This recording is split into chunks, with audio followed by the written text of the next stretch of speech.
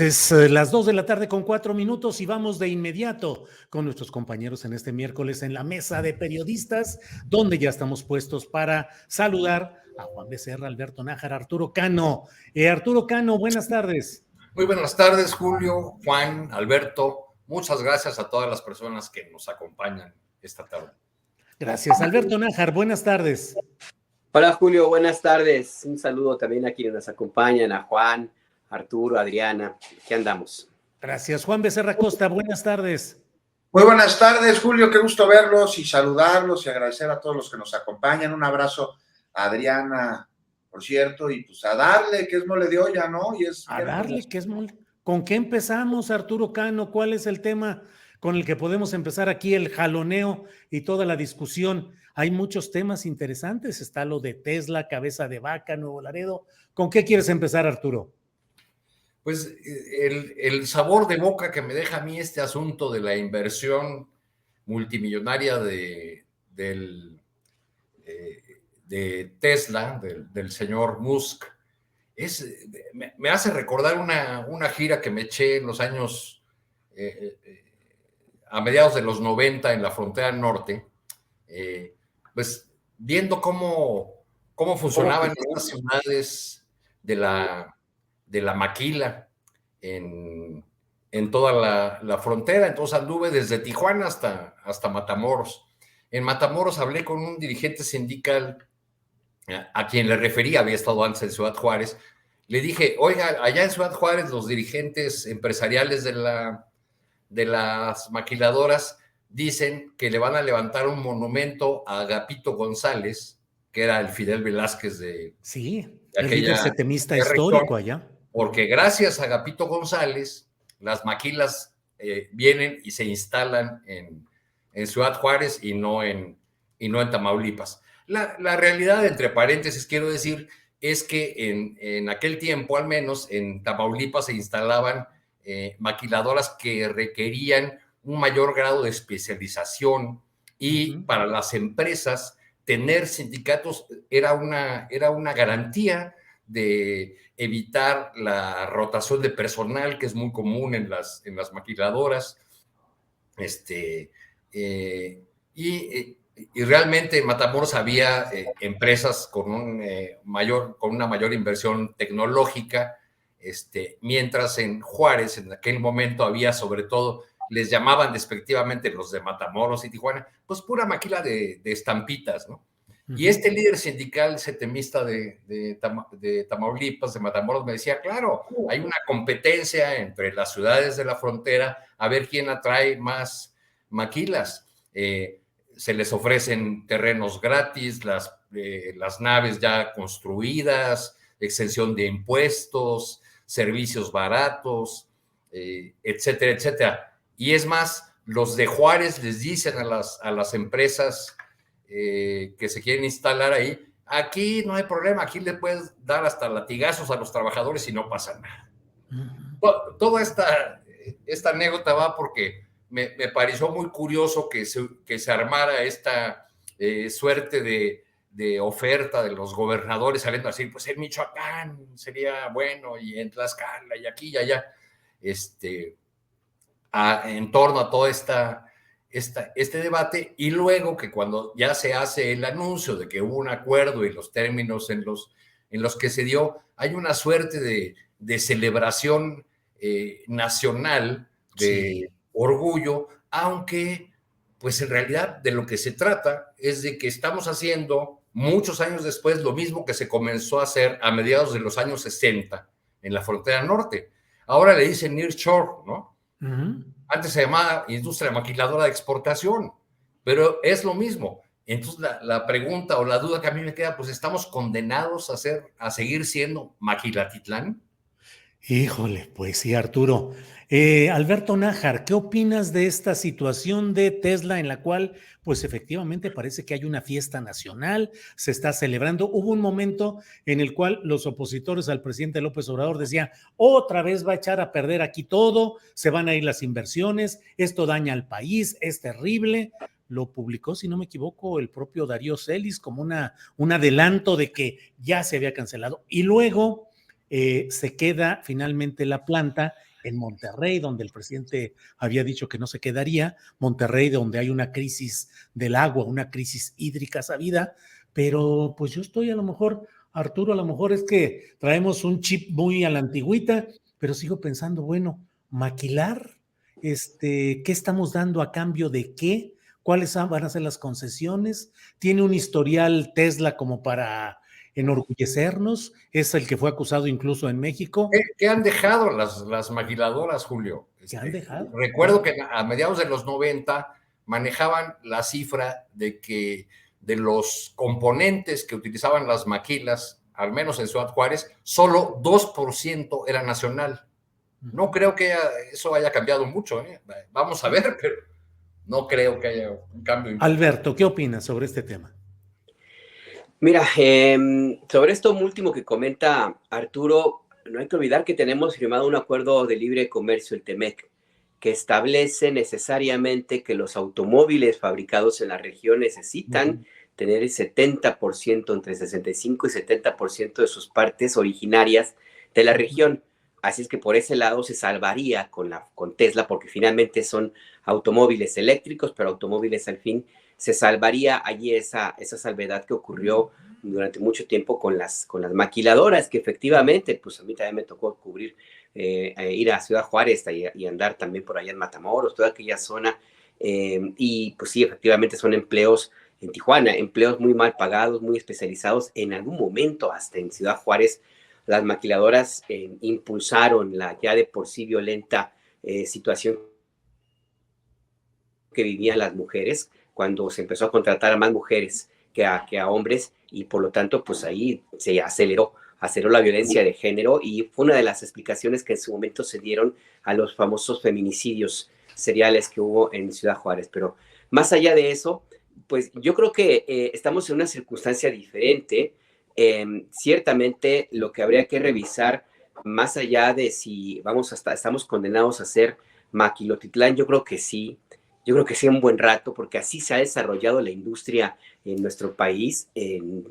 Tenemos ahora una celebración con Tesla, porque tiene una inversión importante, etcétera, pero se nos olvida lo que ya ocurre en lugares como, por ejemplo, en Querétaro, donde existe el hub más grande de la industria aeroespacial de América Latina, donde inclusive el Pentágono tiene mucho interés en que se preserve toda esta industria boyante en Querétaro.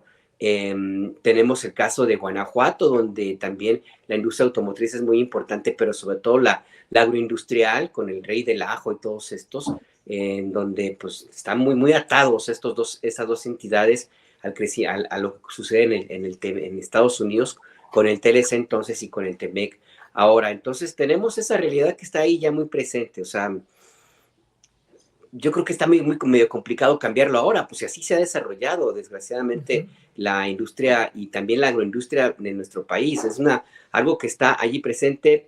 Seguimos una economía que está muy inclinada a ese intercambio comercial. El TEMEC ahora, antes el TLC, define muchísimo lo que sucede en México, así es que por ese lado habría que pensar en otro tipo de condiciones, que yo no estoy muy seguro si con Tesla se vayan a poder establecer. Una de ellas, se me ocurre, es el tema de la contaminación. O sea, ¿qué va a representar la fabricación de automóviles eléctricos? Porque sí pueden decir misa de que van a utilizar agua tratada. Ajá, sí. En Alemania no lo hacen. En las otras plantas que tiene Tesla en otros países, una buena cantidad del agua que utilizan no es tratada. Es agua de ahí limpia, pues. Y pues habrá que ver si aquí en México se le puede obligar a Elon Musk a que cumpla finalmente este acuerdo. Por otro lado, pues finalmente sí es un tema que políticamente le va a redituar al presidente López Obrador. Ya lo está aprovechando al máximo, porque todo lo que se señalaba antes era en sentido contrario. A mí me asombra que se les haya pasado desapercibido a los opositores esta oportunidad que tenían para tratar de emplear la decisión final de establecer la planta de Tesla en Monterrey como una especie de derrota política para el presidente, porque yo cuando ayer lo dijo, yo pensé, van a empezar a decir, finalmente dobló Elon Musk a Andrés Manuel y ya perdió otra vez, etcétera, etcétera. Pues no, finalmente se fueron por otro lado, lo cual indica que o siguen muy engreídos con lo que pasó el domingo pasado, o finalmente, pues la vergüenza ahora sí les llegó, porque lo que pasó con este personaje de Darío Celis es épico, ¿no? Y bueno, y Darío Celis es uno. Ahí está Raimundo Rivapalacio también, con todas sus advertencias, ¿no? Y que el único que finalmente utilizó esto que ocurrió en esa idea de pretender atribuir la instalación de Tesla en Monterrey como una derrota, pues fue Eje Central de Raimundo Rivapalacio. Entonces, bueno, pues ahí está, la realidad es muy, muy sencilla. Al final del día, una industria maquiladora, sí, con sus reglas habrá que establecerlas, pero se despeja cada vez más y queda cada vez más claro que la oposición, toda la oposición, la gratuita y la que tiene algún interés, se sigue peleando con la caricatura de Andrés Manuel López Obrador que construyeron durante décadas. O sea, de nuevo lo rebasó por la izquierda. Siguen creyendo que Andrés Manuel es un candidato en 2005, que es un peligro para México. Y pues bueno, está bien que se sigan peleando con ese personaje. Le está dando cada vez más lecciones de un pragmatismo político y un colmillo impresionante. Pero bueno, está bien, ¿no? Que se diviertan. Yo, la verdad, luego sí me entretengo un ratito con ellos, no sé ustedes. Bien, Alberto. Juan Becerra Costa, ¿derrota o victoria del presidente López Obrador? ¿Derrota o victoria del gobernador de Nuevo León, Fosfo? Y para México, ¿es bueno, es malo que haya llegado Tesla? Juan, por favor. No, pues victoria para todos, ¿no? O sea, eso de andar diciendo que si el presidente dobló las manitas, como mencionaba Alberto, no, bueno, pues dicen lo mismo los que señalan que el plan B busca quitarle al INE la posesión, control del padrón electoral, ¿no? O sea, aquí hay que ver una cosa, que las negociaciones con Tesla estuvieron a punto de romperse, pues no. ¿Cómo dicen eso? No creo que sea así para nada. Lo que sí es que se hicieron públicas cuando normalmente este tipo de negociaciones no se hacían públicas. Me parece totalmente normal y es algo que se ha hecho siempre, que tanto gobiernos como privados durante un proceso de negociación sobre inversiones, pues jueguen sus cartas, ¿no? Y hasta blofen. O sea, lo que no era normal es que durante el curso de estas negociaciones se dieran a conocer los pormenores a la ciudadanía. O sea, al final, cuando ya venía la manos y la firma, pues entonces ya se hacía un comunicado. Pero no durante el desarrollo de las mismas. Algo que ahora, pues sí pasó, ¿no? Mientras se acordaba, el presidente informaba ahí las conferencias mañaneras. Y como siempre, la negociación tuvo sus estiras y sus aflojes. Y por un lado, pues el gobierno busca lo que más le conviene al país, pero también a ellos como gobierno, que idealmente pues tendría que venir de la mano. Y los privados buscan negociar con beneficios, que ahí están, ¿no? Estira, afloja, impositivos sobre propiedades.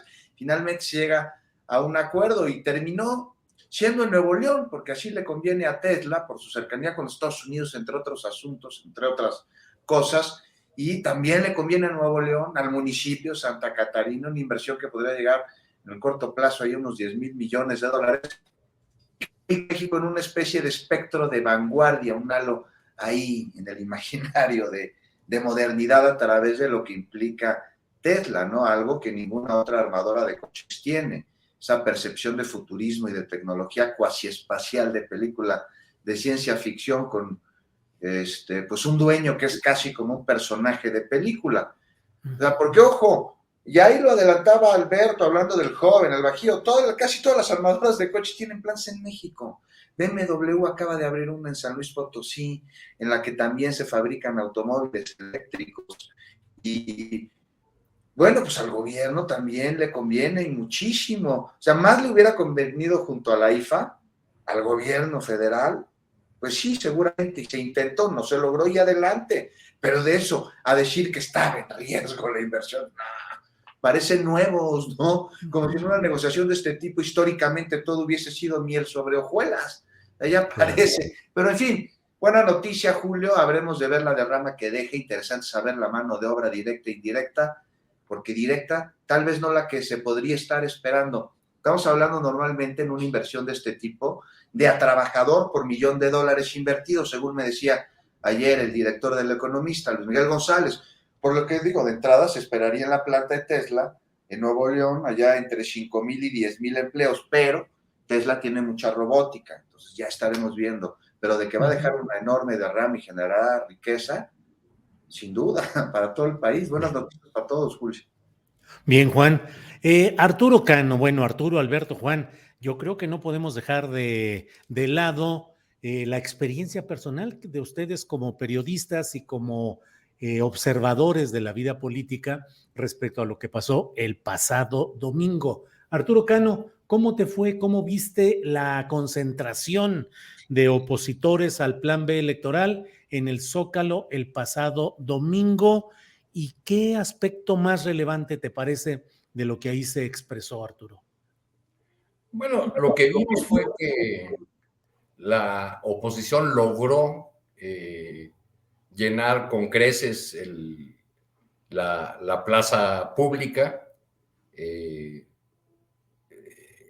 De esta manera entró a disputarle un espacio simbólico al obradorismo, ¿no? Pasamos los primeros años de este sexenio con llamados a la movilización y al rechazo a la presidencia de López Obrador, que concluían en pequeños mítines en el Monumento a la Revolución, en marchas pequeñitas, en las famosas casitas voladoras de frena en el Zócalo, las tiendas de campaña voladoras. A partir de la marcha de hace unos meses y luego con esta concentración, pues surge esta disputa, o sea, se aparece en el escenario esta disputa del espacio simbólico en la que asisten multiplicados sectores de la clase media que han rechazado a López Obrador desde que fue candidato. Digamos, estos que podríamos ubicar en la clase media acomodada, la blanquitud, los de frena, pero multiplicados, digamos. Pero para mí el fenómeno más interesante fue que observé sectores populares y personas venidas de otras zonas de la ciudad o de los municipios del Estado de México aledaños, pues que acudieron al llamado porque tienen diversos agravios y diversos reclamos y desacuerdos con el gobierno de Andrés Manuel. La bandera unificadora fue lo del INE, ¿no? Y entonces todos vestidos de rosa y las demandas lanzadas desde los organizadores, pero cada quien llevaba su propio agravio, su propia demanda. Yo pude platicar ahí con muchas personas que traían broncas con el tema de la economía, con la cuestión del ejército, con desacuerdos diversos, ¿no? Y como lo escribí en la crónica que se publicó en la jornada, al final el grito unificador, dicho cuando concluyó el mitin después del himno nacional, fue el grito de fuera López, o sea, el grito de rechazo al presidente de la República. Creo que es un llamado de atención para la 4T, que no basta con tratar de ridiculizar nuevamente a la oposición. Ahora se han centrado los argumentos fundamentales en que mucha gente que acudió está desinformada, no conoce a detalle la propuesta conocida como Plan B de reforma electoral. Creo que ese tema de la desinformación es general. O sea, si uno acudiera a una marcha de Morena e hiciera preguntas de detalle sobre tal o cual iniciativa del presidente, pues tampoco tendríamos muchas respuestas claro. que son respuestas generalmente de especialistas o de legisladores, ¿no? Eso sin contar que el asunto de la desinformación por los medios que tenemos y por el modelo de comunicación, por así llamarlo, que tenemos, pues es algo general. Entonces, me parece que no va por ahí que la parte, digamos, que no está resuelta o de todo claro, es cómo se combina este movimiento que, que es una suerte de termómetro de descontento de un sector de la sociedad con el gobierno de la 4T, con la presencia de liderazgos arcaicos, o sea, una movilización a favor de la democracia electoral y de defensa del voto, en la que participan personajes que durante toda su trayectoria política vivieron de hacer fraudes electorales, pues es algo Claro, contradictorio en sí mismo, ¿no? O sea, claro. que el Bester salga a poner el dedito y decir, yo defiendo mi voto, cuando fue la operadora principal o una de las operadoras principales del llamado fraude patriótico en 1986, que impidió la llegada de Francisco Barrio al gobierno de Chihuahua, pues es triste y es de risa loca al mismo tiempo. Claro. Creo que no se pueden deshacer de esos liderazgos porque de alguna manera esos liderazgos son los que aceitan las movilizaciones. Bien, Arturo. Alberto Nájar, ¿qué destacas? ¿Qué te pareció relevante? ¿Es un llamado de atención a Morena y a la 4T o no se ven visos de que esa inconformidad en la Plaza de la Constitución tenga una vertebración política y electoral para 2024, Alberto? Mira, es una llamada de atención para Claudia Sheinbaum, porque una muy buena parte de los que llegaron a concentrarse pues ahí en el Zócalo provenían de Ciudad de México. Sí, trajeron acarreados, por supuesto, muchísimos fueron obligados, pero otros no. Otros están convencidos de lo que estuvieron diciendo con toda la desinformación. Sí, me parece que allí el tema es importante porque yo no sé si realmente los operadores políticos de Claudia Sheinbaum se dan cuenta de que si hay una inconformidad importante en la Ciudad de México, que no la han podido aprovechar públicamente, eso sí, porque pues, son bastante rupestres, para ponerlo de alguna manera, los líderes de la oposición que tenemos en Ciudad de México, pues nada más ver a Sandra Cuevas o a Lía Limón, con eso tenemos, ¿no? Pero eso no significa que no exista un enojo de la clase media con lo que ha implicado la 4T. También hay enojo, y eso también, ni modo, es muy claro, con una parte de la gente que trabaja en la burocracia, a quienes les han quitado algunos privilegios o han sido pues, víctimas, así se dicen, de la pobreza franciscana y viven en Ciudad de México. Entonces ahí me parece que es una llamada de atención para Claudia Sheinbaum porque sí fueron muchos los que vinieron de aquí de Ciudad de México. Tienen capacidad de convertirse este movimiento que en mucho solamente les pide odio, clasismo, racismo y violencia verbal, pues hasta ahora no. Porque cualquier movimiento de esta naturaleza necesita un líder y no hubo, yo no vi y no veo hasta el momento a una figura que pudiera decir que alrededor de esa figura se pueda construir algo que una a todos estos que estuvieron el domingo y otros que no salieron a las calles pero que no están muy contentos. Y yo lo vi claramente en las columnas que parecían de nuevo como nado sincronizado. Parece ser que ahora sí está funcionando bien la inversión de Grupo Monterrey, porque yo vi ahí a varios en el mismo tono, Loret de Mola, Raimundo, otros más por ahí, que decían lo mismo, ¿no? Creo que también Pascal, no recuerdo, pero decían lo mismo, esta es una inconformidad grande y la oposición, pues no, ¿dónde está?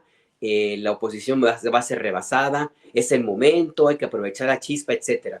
O sea, de nuevo están con los mismos planteamientos de en noviembre pasado y de otros como ocurrió en 2021 y hasta ahora no han logrado reunir algo que más allá del odio, la violencia y el clasismo que una a esta inconformidad ciudadana.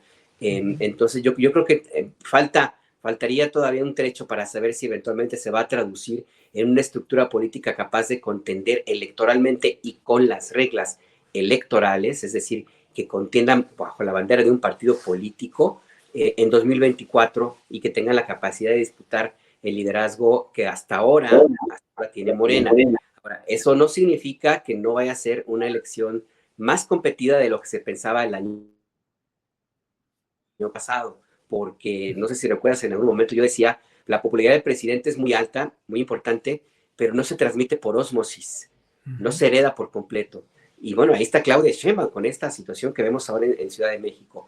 Entonces yo creo que sí tendría que ponerse las pilas. Está muy bien que se exhiba la forma como algunos de estos personajes llegaron el domingo, que pues se pinta de cuerpo entero. Yo creo, otro de los temas que también destaco, al verlos, pues, la furia, la rabia con la que respondían las preguntas que les hicieron, las ganas contenidas de golpear a quien tenía enfrente. Yo agradezco que hayan ido de esta manera al Zócalo y en otras ciudades del país, porque esta gente, personajes como las que hemos visto exhibidos, pues estos sí matan. O sea, qué bueno que salgan a gritar y no a matar, porque es justamente lo que ocurrió en el sexenio que estuvo usurpando la presidencia este sujeto Calderón Hinojosa, donde se le dio permiso a la violencia a niveles desmedidos. Entonces, hay personajes ahí mezclados que sí, que creen que Andrés Manuel López Obrador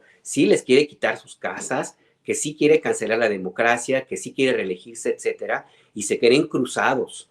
Y estos tipos, personajes de esta naturaleza sí son capaces de una violencia mayor.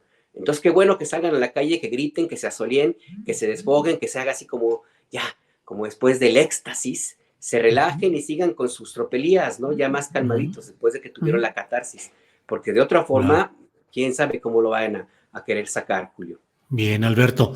Juan Becerra Costa, ¿qué opinas de este planteamiento que hace Alberto Nájar de que la concentración masiva en la Plaza de la Constitución este domingo pasado fue un llamado de atención a Claudia Sheinbaum, a su gobierno, a sus políticas? ¿Qué opinas, Juan? A mí me parece que es más un llamado de atención a Palacio Nacional que a Claudia Sheinbaum. Mira, ahí estuve yo desde tempranito en la marcha, se llenó. Mencionan acarreados, Alberto, o sea, siempre va a haber acarreados, siempre, es imposible que no haya acarreados, no solo en México, en todo el mundo. Pero a mí lo que me tocó ver es que, digo, sí los había, pero eran los mínimos. No me parece que el número que yo alcancé a percibir fuera representativo del total de personas que se dieron cita ya en el Zócalo capitalino. Ahora, si llamas acarreados a los borregos, entonces ya estamos hablando de otra definición, pero fueron por voluntad propia. Desinformadísimos, absolutamente desinformados. Mira, me quedé ahí hasta como las 3 de la tarde entrevistando personas ahí en el noticiario de Fórmula, bueno, por cuestiones de tiempo, nada más alcancé a meter unos 6 minutos de sondeos, fueron 6 minutos de sondeos, pero material teníamos para echar para arriba y era muy del mismo tono, decían más o menos las mismas cosas, iban muy enojados. Entonces sí, Alberto, sí hay un llamado de atención. Y iban muy enojados, pero no sé si necesariamente a Claudia Sheinbaum. Mira, ¿cómo no iban a estar enojados? Tienen toda la razón en estar enojados si les hicieron creer que las modificaciones al plan, en materia electoral, con el plan B, permiten al presidente de la República quedarse en el poder una vez que termine su gestión, porque eso me decían, que les arrebatan su credencial de votar, se las va a quitar, que el padrón electoral dejaría de estar en resguardo del INE para formar parte de alguna dependencia de gobierno. No les quedaba muy claro si se trataría de la Secretaría de Gobernación o Relaciones Exteriores.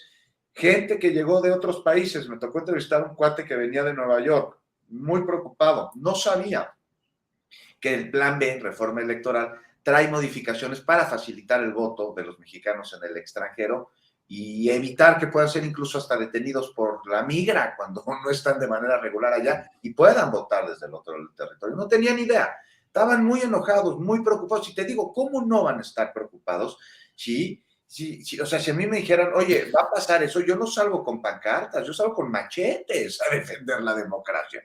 Entonces, eso hay que entenderlo de un lado. Y por el otro lado, hay que ver que no se está abonando. Y ahí está la llamada de atención que a mí me parece que hay que dar, a que desde Palacio Nacional se les descalifique a priori, ¿no?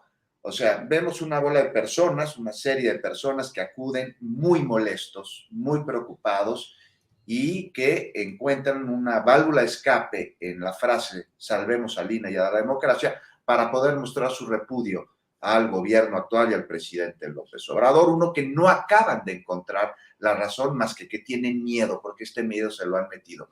Pero la infodemia como tal, necesita de otros elementos para poder funcionar. Y uno de ellos es la polarización que se está viviendo en el país. Entonces, si un sector de ella siente que lo están denotando desde el gobierno y que le están diciendo que no aman a México y que son malos ciudadanos y que son malos mexicanos, pues esto abona y avienta leña a un fuego y estira además una liga en la que ellos van a creer en la infodemia porque creen que convienen a lo que creen que son sus intereses. Pues, ¿cómo no va a estar enojado un sector de la población cuando siente que lo descalifican a niveles en los que se percibe acusado, convertido en enemigo de un país al que también ama, porque todos somos mexicanos?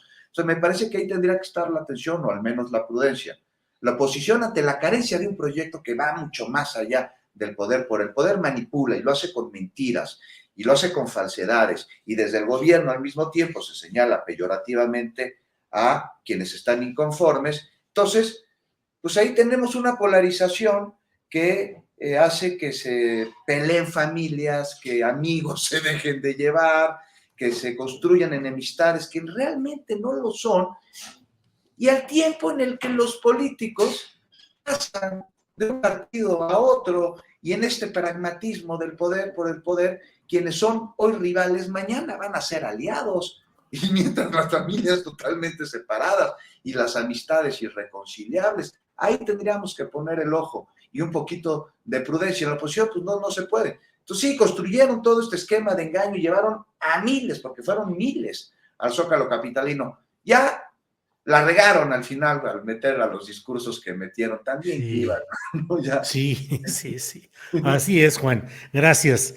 Arturo, por otra parte, es que no sé, dice Juan acerca, ¿qué tanto, Arturo Cano, qué tanto influye en este proceso de exacerbación de ánimos la narrativa escogida y en la que persiste el presidente de la República de descalificar a quienes marchan y se expresan desinformados o no, pero se expresan en una plaza cívica de manera pacífica? ¿Qué tanto, Arturo? Pues yo creo que uno de los principales promotores de estas movilizaciones fue el presidente. O sea, él subió el tema a la mañanera a lo largo de toda una semana, estuvo insistiendo en que ella iba a ser una marcha de los retrógradas, los conservadores, etcétera, etcétera. Y bueno, los sectores que ya sienten agraviados, pues ahí encuentran también leña para llevar a su hoguera. Yo creo que creo que desde lo más alto del Palacio Nacional hay la convicción, y además lo ha dicho el presidente con todas sus letras de una manera explícita. Los conservadores son muchos, son como 25 millones, ha dicho, ¿no?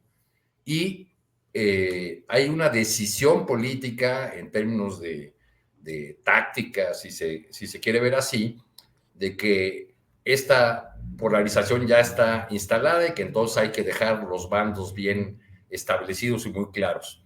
¿Táctica electoral, Arturo?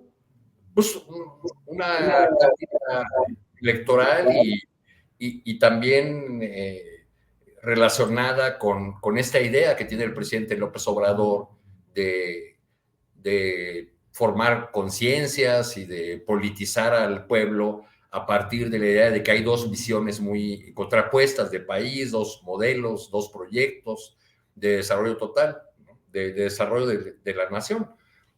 Nos estamos viendo muy chilangocéntricos, Julio, en este análisis de las movilizaciones del domingo. Tú vives en Jalisco, pues allá también hubo marcha, y en Monterrey y en muchos otros lugares. No fue solamente una movilización aquí en la Ciudad de México, ¿no?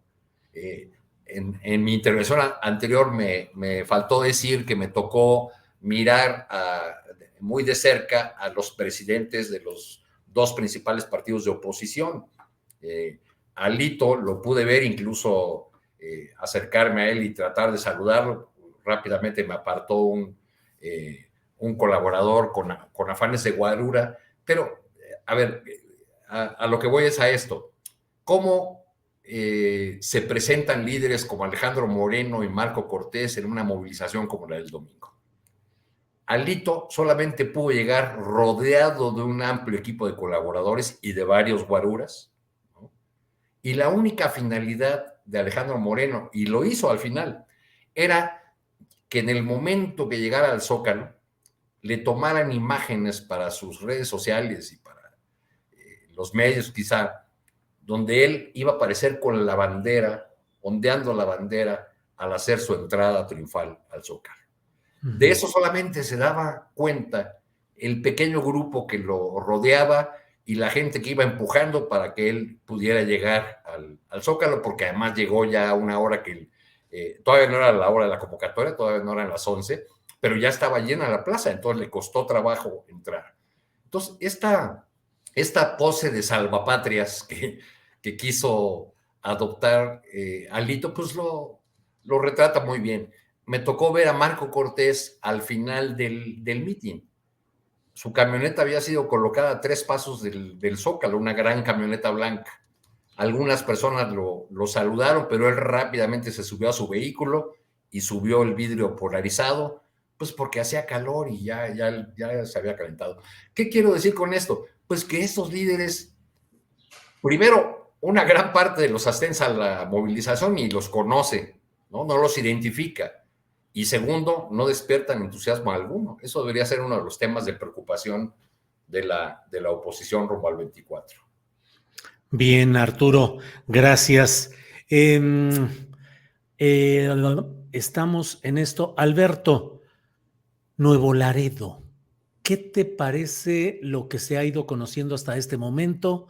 ¿Qué tanto hay un giro en la política de seguridad pública del país luego de las presiones de Estados Unidos? Cada vez pareciera que hay más detención de cabecillas o de jefes de los grupos del crimen organizado y hechos como los de Nuevo Laredo, en los cuales el presidente promete, y yo estoy convencido de que lo va a hacer, de buscar que haya justicia, pero no deja de expresar la contradicción, pues, entre el despliegue de Fuerzas Armadas que luego enfrentan situaciones muy difíciles y también la circunstancia de Fuerzas Armadas que con frecuencia tienen una reacción militar de exterminio del enemigo ante esto que en el boletín de la Sedena pues parece muy peculiar decir que reaccionaron ante el estruendo que causó el chocar de la camioneta en la que iban estos jóvenes contra otro vehículo estacionado. ¿Qué opinas de todo esto, Alberto? Mira, antes, si me permites un pequeño comentario del tema anterior, quiero reconocer la osadía y la capacidad de desprendimiento económico que tiene mi querido Arturo Cano. Mira que querer saludar a Alejandro Moreno con riesgo de perder la cartera, eso habla de que le sobra el billete a mi querido Arturo. Invita, Arturo. Es el sacrificio del periodista que tiene que arriesgarse a lo que sea, ¿no? Y entonces, pues ni modo, acercarse al propio Alito. ¿Hablar con el diablo o cómo lo dijo don Julio Scherer? Sí, si me invita el diablo a una entrevista, yo voy, decía Julio Scherer. Entonces, bueno, sí, pues ni modo. Así es, Alberto. Don Julio, pues sí, entrevistó a alguien considerado como el diablo, el Mayo Zambada, y Arturo quería saludar a un pobre diablo. Sí, pues Alito es... claro. Perder la cartera. A propósito de esto que sucedió en Nuevo Laredo, creo que es importante, plantear algo que creo que está en el debate y de pronto se pierde de punto de vista. Sí, se necesita, ni modo, una fuerza policíaca con respaldo de los militares para actuar y garantizar la seguridad en algunos lugares como Nuevo Laredo, que tiene más o menos desde, en términos conocidos, 2005, de hecho a mí me tocó cubrir para Maciosare, para la jornada, el inicio de la gran guerra desatada por el Chapo Guzmán para arrebatarle al cártel del Golfo la frontera chica y particularmente Nuevo Laredo, que es la joya de la corona, porque por ahí entra todo, quien controla Nuevo Laredo va de gane el tráfico de drogas, armas, dinero y personas a Estados Unidos. Es una ciudad pues, que refleja claramente el estado fallido. Sí se necesita, ni modo, el respaldo de una fuerza que pueda controlar a una delincuencia de esa naturaleza. Esto por un lado. Pero por el otro lado, también me parece que el despliegue de militares, como se ha hecho en los últimos años, y no solamente Andrés Manuel, sino de los gobiernos anteriores, es bastante descuidada. ¿A qué me refiero?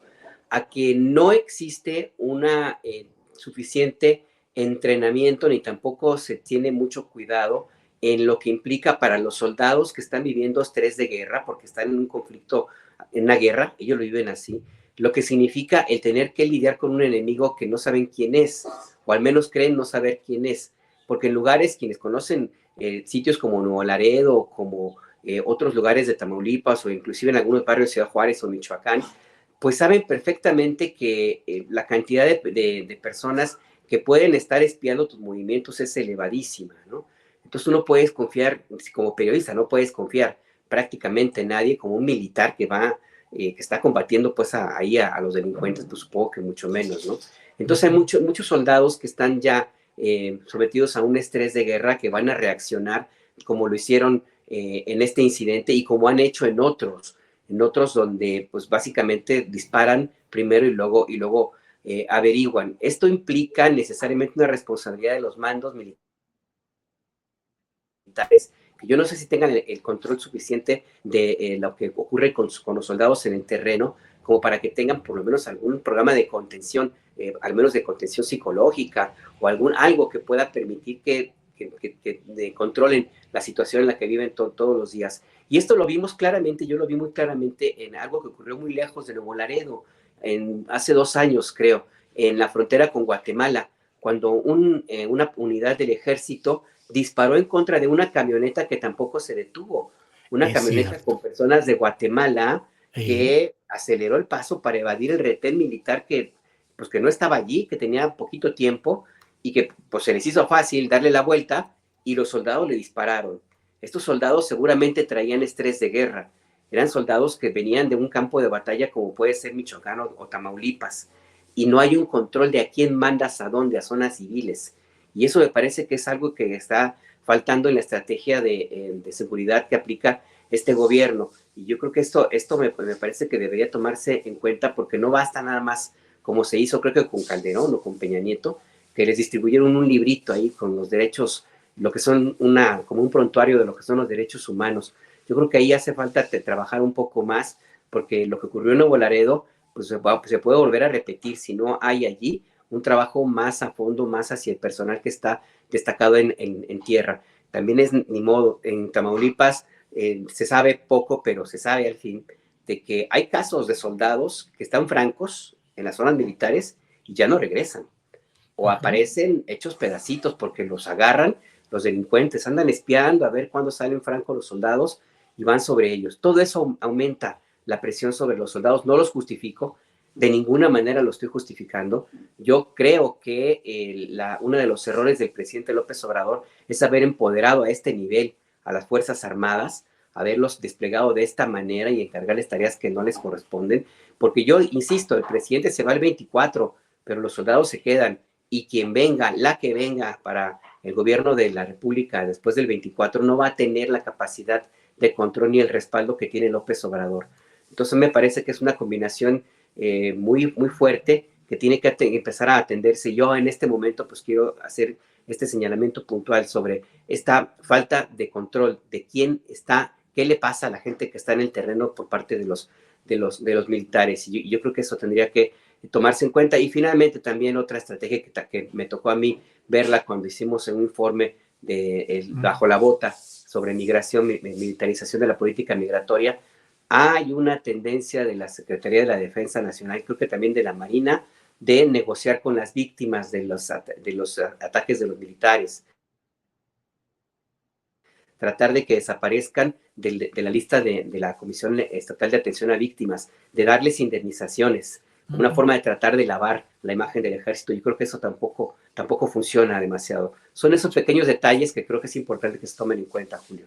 Bien, Alberto, grandes detalles realmente, y qué bueno que hablas de ese estrés de guerra y de la situación difícil en la que evidentemente se encuentran esos combatientes institucionales frente a sombras o circunstancias que no conocen y que no logran advertir en la inmediatez de los segundos en los cuales la diferencia puede ser de vida o muerte, por un lado, y por otro, el mantener la exigencia de que haya esclarecimiento pleno y justicia en caso de que se hubiesen producido actos delictivos y actos de ejecución de estos jóvenes. Bien, Alberto. Juan Becerra Costa, Déjame pasar a otro tema que corresponde casi a las crónicas del ombligo, Juan Becerra Costa. Juan Becerra Costa, que escribe temas capitalinos de crónica en La Jornada.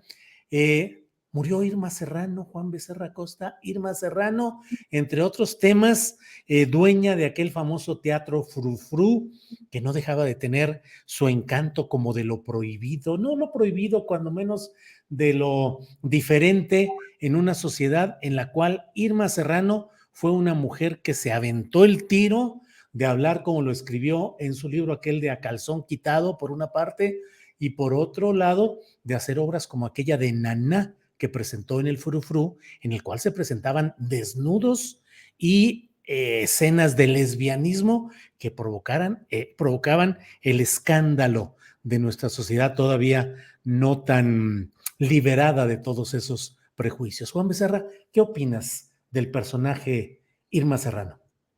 No, pues uno de los personajes fundamentales en la segunda mitad del siglo XX en México, ¿no? La tigresa.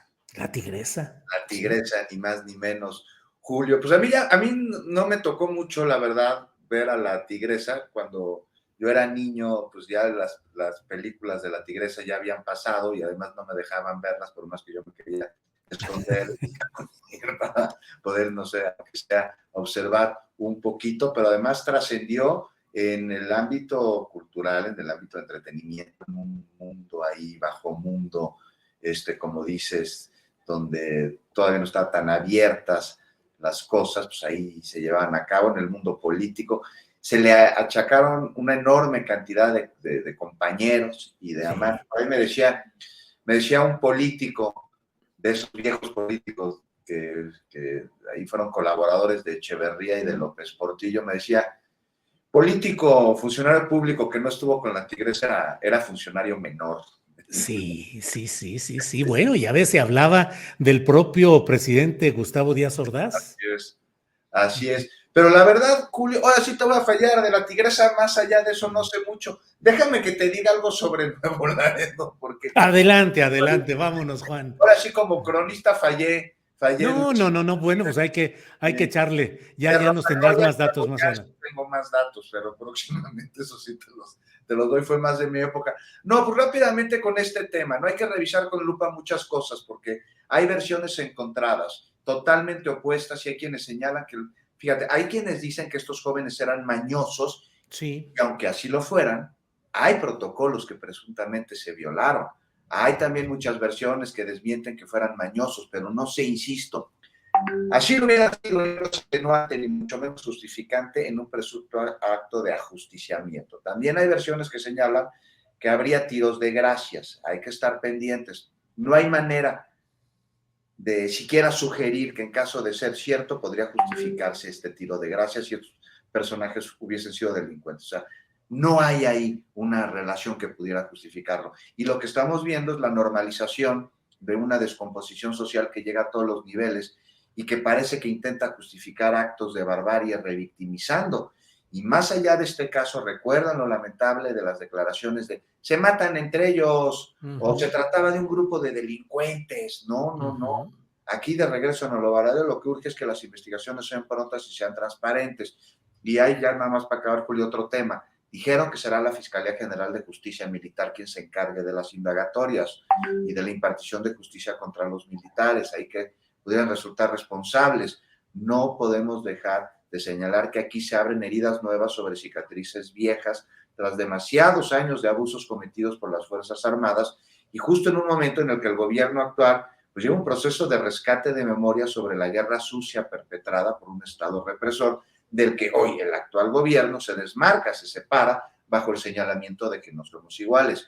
Por eso, llama la atención que sea la justicia militar quien atraiga el caso cuando lo que se esperaría es que fuera la justicia civil quien se encargue de este proceso. Y esto lo contempla la ley. Hay modificaciones de 2014 al Código de Justicia Militar para que integrantes de las Fuerzas Armadas que cometan un delito contra ciudadanos puedan ser juzgados en tribunales civiles. Y así no se debilite institucionalmente a las Fuerzas Armadas, pero al mismo tiempo se dejen atrás etapas oscuras en las que los derechos humanos quedaron relegados ante la cadena de mando. Entonces tendrá que ser muy rápida la investigación y se esperarían resultados sobre ella este mismo fin de semana, tendría que ser. Y las pruebas periciales hoy en día son pero tan exactas que van a determinar si hubo o no ajusticiamiento. Por ello, se hubiera esperado que la justicia civil llevara el caso, Julio.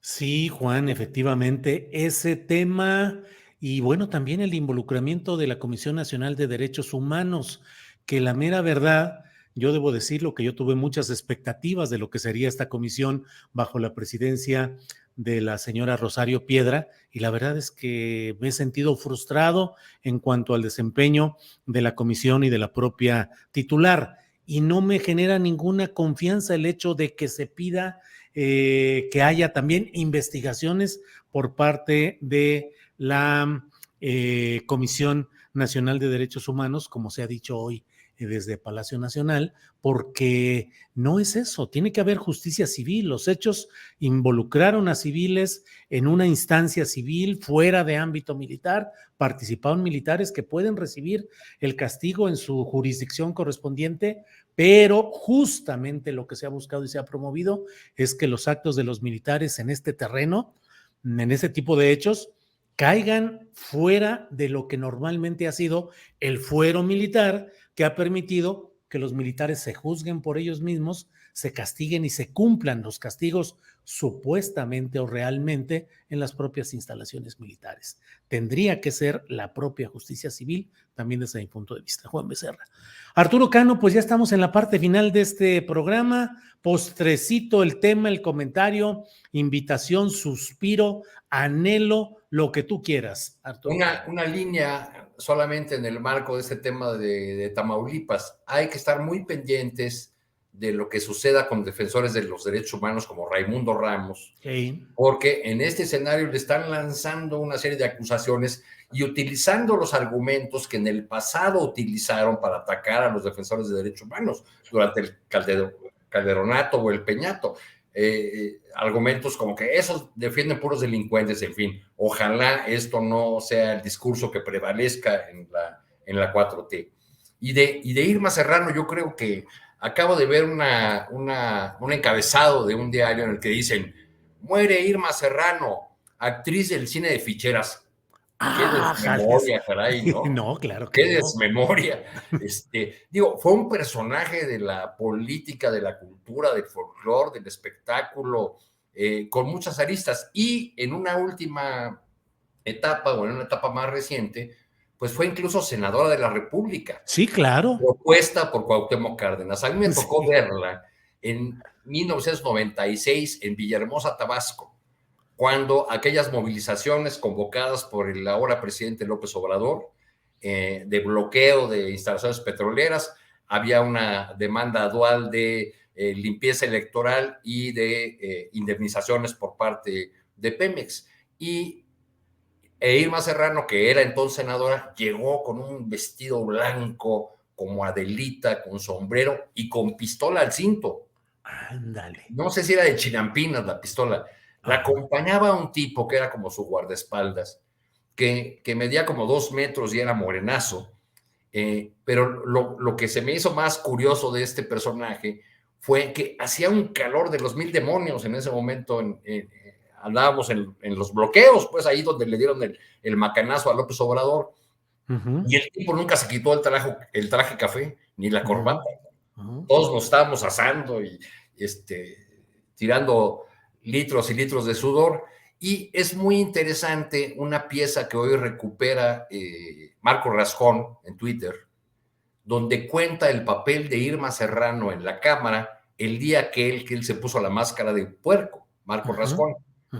Fueron, creo que Diego Fernández Ceballos intentó quitársela, y el que logró arrebatarle la máscara de puerco fue Víctor Flores, el charro que sigue siendo dirigente del sindicato ferrocarrilero. Sí. Y quien logró a puñetazo limpio recuperar la máscara de cerdo de Marco Rascón, que de esa manera había protestado contra Cedillo, fue Irma Serrano.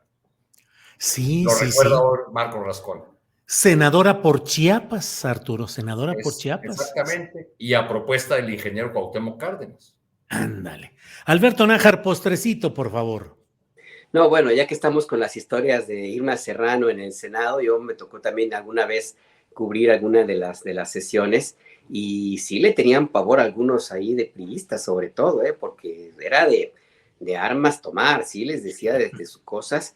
Tenía la capacidad de despertar a algunos senadores ya viejitos. Creo que todavía estaba don Dormilio, creo, no sé si coincidió, que se quedaba dormido y de pronto los periodistas te decíamos, híjole, ¿sí respira? A ver, fíjate, a ver si se le mueve el pecho así, está respirando. Y la tigresa era capaz Emilio de... M. González, setemista, que fue líder del Senado. Y que fue gobernador de Nayarit, Y su hijo luego, también gobernador, Ney González, citado ahora en el juicio de Nueva York. Ahora sí. Prófugo, ¿no? Ahora ¿No prófugo. anda prófugo Ney González? ¿Estás sí, prófugo? sí. No lo sé, sí. Sí. El caso está en que la senadora era capaz de despertarlos, ¿no? O sea, sí era como, le tenían como miedo porque sí era muy entrona. Ya en los últimos tiempos que permaneció en el Senado, como que por fin la convencieron de que pues hay que cumplir ciertos protocolos y ya por lo menos no les mentaba la madre, ¿no? Como al principio. Entonces, una evolución y recuerdo, a mí no me tocó, pero leí una crónica, creo que fue en La Jornada, donde estaba un día la tigresa en el tribuna, muy, pues como era ella, muy exaltada, y de pronto traía una blusa muy escotada y pues empezó a asomar un seno, y entonces le hacían señas y ella se dio cuenta y dijo, pasa nada, pues es la costumbre, ¿no? Y así con esa naturalidad siguió su intervención. Y sí, la tigresa Irma Serrano, pues ya ahora sí que, según entiendo, durante el 2020 y en otros momentos se habían dicho que ya había muerto, pero no, parece que ahora sí fue hoy la definitiva. Y pues sí, ese teatro, el Frufru, que estuvo, no sé si ya se resolvió el tema del litigio que tenía durante mucho tiempo, se volvió muy, muy famoso porque apareció en unos segundos en un paneo en la película que Spectre de James Bond. Al inicio, recuerdan ustedes, se toman algunas escenas ahí mismo, en el Teatro Frufur, según entiendo. Entonces, pues mira, a dónde dan vueltas de la vida ahí con este tema. Y a mí tampoco me dejaban ver las películas. Más, alguna vez intenté allá en Zapopan ir a las películas de estas de adultos y no, me echaban por fuera, sáquese chamaco baboso, que anda usted ahí metiéndose. ¿No? Pues sí, imagínate esa obra de Naná que se presentó, creo que con ella se inició la temporada del Frufru con Irma Serrano y las actrices eran Irma Serrano, Verónica Castro e Isela Vega. Así es que imagínate, incendiaban literalmente la Isela butaquería. Vega que salía con unas botas negras hasta las rodillas y un látigo. Sí. Y regañaba a todo el auditorio que eran casi puros hombres y les decía, pinches machos, aquí muy gritones, pero en su casa no han de cumplir y cosas por el estilo, ¿no? Hay una excelente crónica de Monsiváis sobre ese espectáculo en el Frufru. Así es. Juan Becerra Costa, postrecito, por favor.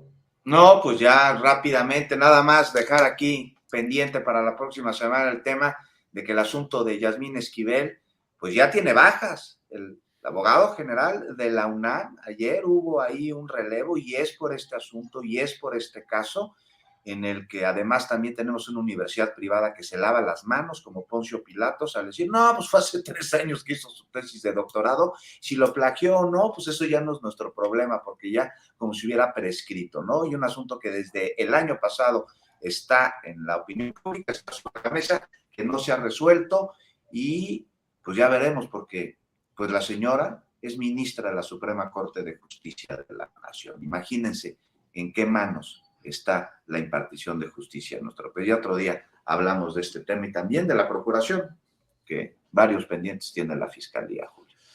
Bien, gracias, Juan Becerra Costa. Sí, Hugo Concha, que queda como nuevo abogado general de la UNAM. Bien contento estaba, vieron sus declaraciones, emocionado. No sabe la que le espera, se sacó la rifa del tigre. Sí, que no sé si me equivoco, pero casi estoy seguro de que él formó parte, claro, fue secretario ejecutivo del IFE de abril a junio del 2008 y director ejecutivo de capacitación electoral de octubre de 2005 a enero de 2010. Fue funcionario del IFE durante varios años. Y bueno, ahora pasa ahí. ¿Qué combinaciones, no, Juan Becerra? Sugerentes a veces, pero bueno, ahí está ya el nuevo abogado general, Hugo Concha Cantú, abogado. Juan. Pues la baja, ya Pues sigue habiendo bajas. Así Menos es. la que se espera. Menos la que se espera. Bueno, pues muchas gracias a los tres, gracias por esta oportunidad. Nos vemos la próxima semana. Arturo, gracias, buenas tardes. Buenas tardes, muchas gracias. Abrazo. Alberto Nájar, gracias, buenas tardes. Gracias, Julio, Juan, Arturo, Adriana, a todos los que nos escuchan. En el chat dicen que salimos muy expertos en películas 3X y ficheras. Sí. Es cultura general. Es cultura. Qué mal pensados. Y ahora serán, ahora serían casi películas parroquiales o así sencillitas. Pues ahorita qué tanto va a escandalizar una película de Irma Serrano. Bien, Alberto. No, rápido, en el rollo sexual no escandaliza, es fresa, pero en los diálogos pónselos a los de la generación de cristal y se van a sacar los ojos, nada más con un diálogo, nada más con alguna escena. No se puede entender hoy el diálogo de esa época, ni la forma de ocupar los valores, ¿eh? Véanse una, imagínense ponérselo a un adolescente de 17 años, quema la casa, se indigna. Sí. Bien, Juan, pues gracias y nos vemos pronto. Gracias.